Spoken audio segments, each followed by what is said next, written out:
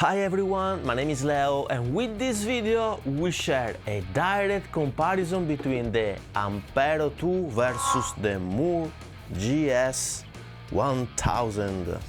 First of all, we will hear the two units in action with the demo song, then we will compare the features offered by the two units with a very detailed comparison chart, then we will hear more sounds also performing the NULL test against real tube amps, and finally I will give you my 2 cents. So, I hope you enjoy and please subscribe and ring the bell, as this video took me a lot of time. Let's start with the demo song.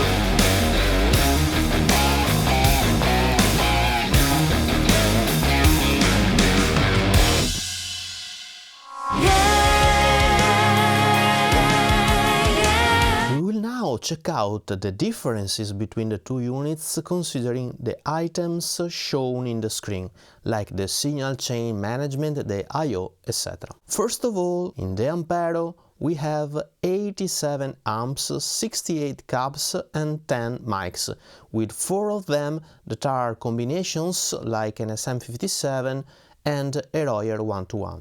We can select 6 different predefined positions of the mics across the cab. The Mooer offers 62 amps, 35 cabs, and there are no mic simulations, which is a kind of a bummer, even if I think it could potentially be added with future firmware upgrades. Both the units offer the possibility to have just preamps or power amps in the chain, for instance in order to couple the units with an external valve preamp like the 2 Notes Revolt or the Victory V4. Furthermore, both the units offer the possibility to create and load profiles, and we will check out the profiles quality in the more sound section of this video, also performing the NULL test. They both offer the possibility to load third-party IRs, both in 50 user slots and at up to 2048 sample points. The Ampero offers also 20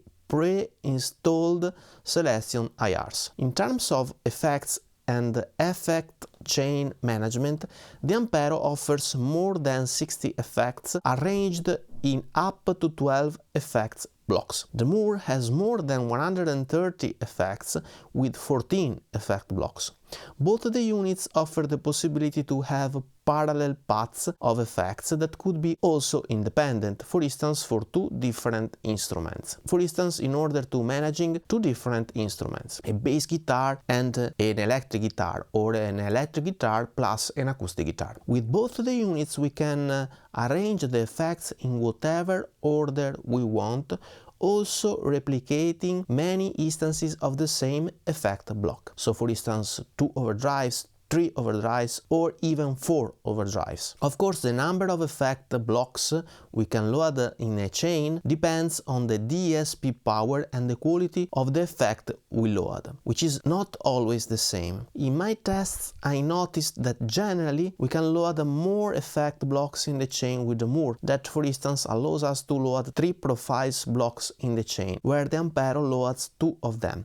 But this conclusion cannot easily be generalized, because, as I said, each effect and effect type draws a specific amount of DSP power, and therefore the number of simultaneous effects we can load in the chain depends heavily on the effect type we want to use. I would also mention that the Ampero offers effects dedicated to just the voice, like an auto-tune, which are currently missing in the GS1000, even if I think they will be added in the future. Both the units have MIDI ports, where the Ampero has a regular MIDI in and out port in separated sockets, and the GS1000 has just one MIDI port over mini jack that can be in or out. As regards I/O, the Ampero has 2 in, with one of them that is a powered XLR input able to drive a microphone. Then it has a stereo effect loop via TRS jacks, unbalanced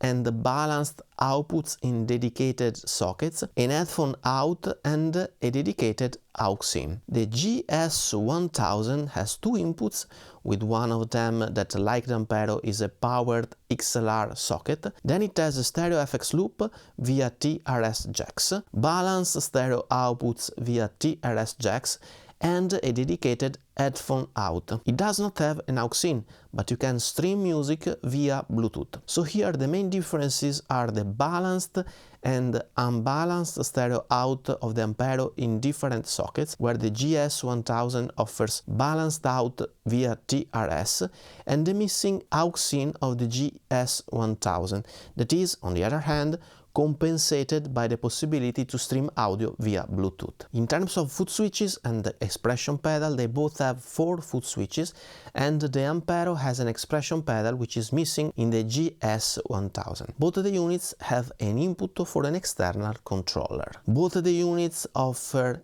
a 5 inches colored touchscreen, which is nice. In terms of the looper, the Ampero manages 60 seconds loops, where the Mooer has a 480 seconds looper. For both the units, I don't know if these values are related to stereo or mono loops. Both the unit can serve as a USB-C audio interface at 24 bits and at up to 192 kHz. The Ampero has 8 USB channels, where the Mooer has only 2 USB channels. I would also mention that the Ampero has ESS sub converters, which are typically good quality converters. In terms of latency, the Mooer has 2.1–2.3 milliseconds of latency, where the Ampero has 3.5 milliseconds.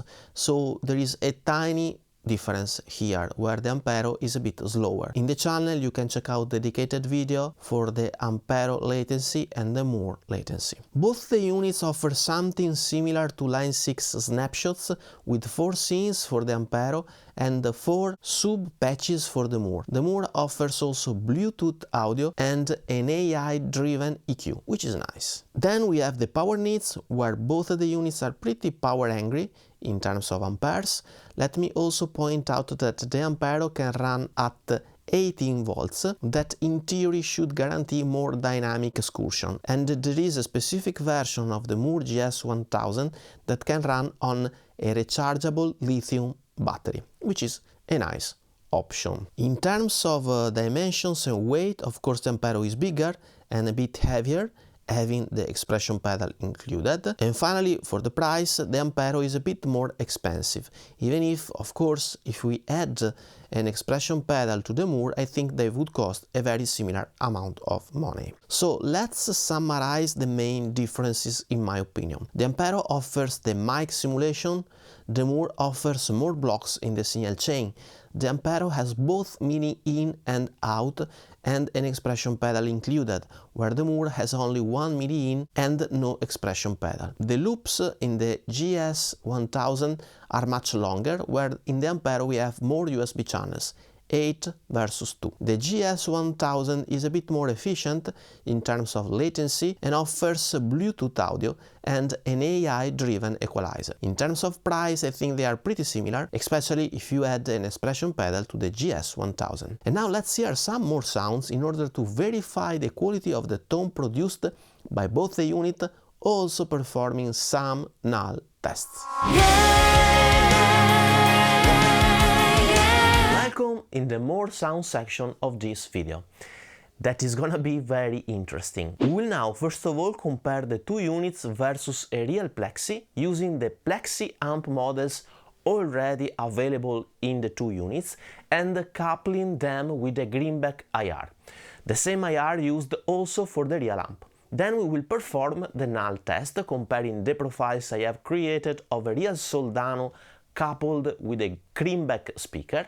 Then we will check out the dynamic range and the note envelope management of the profiles versus the real Soldano. Let's start with the models of the PLEXI using the riffs of the demo song, where I have set up the modelers with the exact same settings of the real PLEXI.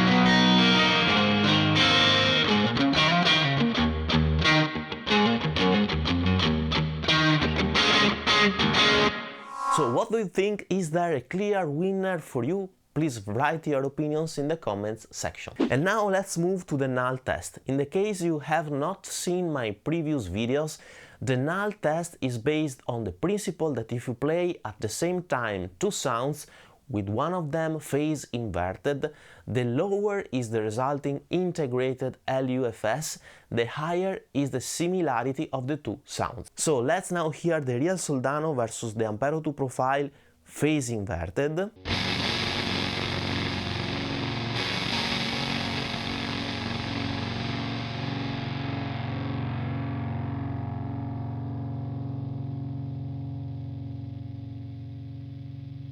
We have obtained minus 33.8 LUFS, and now the Mooer GS 1000 versus the real Soldano.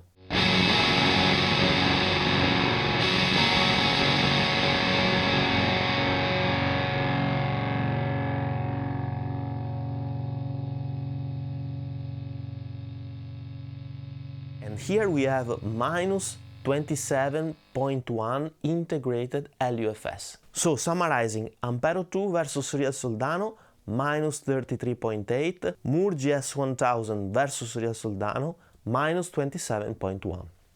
Of course, the GS 1000 has just been released, and we can expect some improvements via firmware upgrade in the coming weeks. Let me now share a less scientific test, as I will let you hear how each of the two units behave in terms of dynamic range management and note envelope using two short licks. Let's hear the test.